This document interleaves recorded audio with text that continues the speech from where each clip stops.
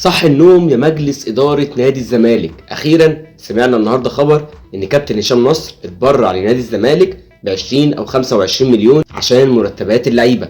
بس هنا السؤال، ليه مش قبل ماتش الأهلي والزمالك؟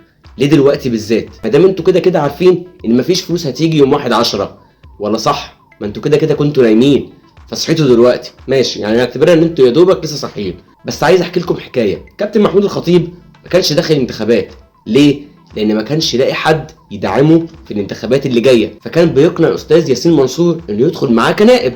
الراجل في الاول اعترض وعايز يخش كرئيس، عشان كده كابتن محمود الخطيب نزل بيان وقال انا مش داخل انتخابات، ان كان استاذ ياسين منصور ساعتها عايز يخش هو اللي كرئيس، وهو كان عارف ان الراجل ممكن ياخد منه الكرسي، وهو عايز يخش في الانتخابات لوحده، اللي هو طبعا كابتن محمود الخطيب.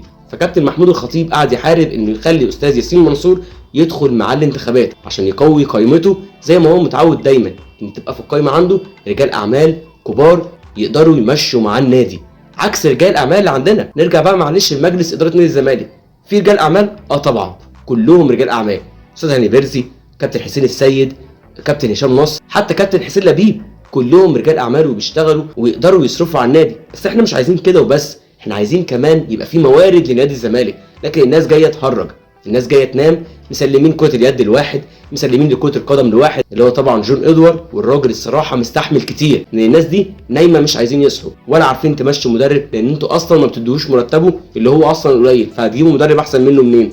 فبجد الايام اللي جايه صعبه على المجلس ده، مجلس الاداره. يا تصحوا وتفوقوا وتخدموا النادي بجد، يا تمشوا هتقعدوا تتكلموا ان الزمالك كان عليه فلوس وكان عليه ايقافات. ماشي، هنفضل بقى كده يعني؟ خلاص، ده المرتبات اللي احنا عاملين عليها الشغل قيمتها تقريبا 40 او 45 مليون، يعني مليون دولار. مليون دولار دي نادي الاهلي اللي انتوا بتتكلموا وبتقولوا كان علينا فلوس، نادي الاهلي بيدفع لكولر مرتبه لحد دلوقتي، ودفع شرط جزائي كمان لريفيرو اللي مشي بعديه، وبيدفع للعيبه كتير بتمشي من نادي الاهلي.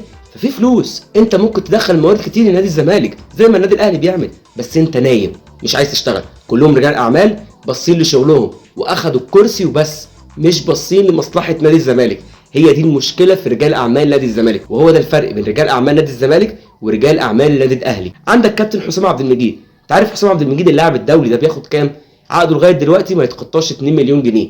تخيل لاعب بياخد 2 مليون جنيه بيمسك لاعب زي تريزيجيه بياخد تقريبا 100 مليون جنيه. في فروق، انت مش عارف تقعد مع لعيبه حتى عشان تجدد لها، فانت اصلا مش عارف تديها مرتباتها فهتجدد لها. بجد مجلس الاداره نفسي يصحى، نفسي يشوف مصلحه نادي الزمالك قبل مصلحتهم الشخصيه. وبجد جمهور نادي الزمالك ونادي الزمالك ليه ربنا مع المجلس ده اللي احنا للاسف وثقنا فيه وهو خيب ظننا كلنا.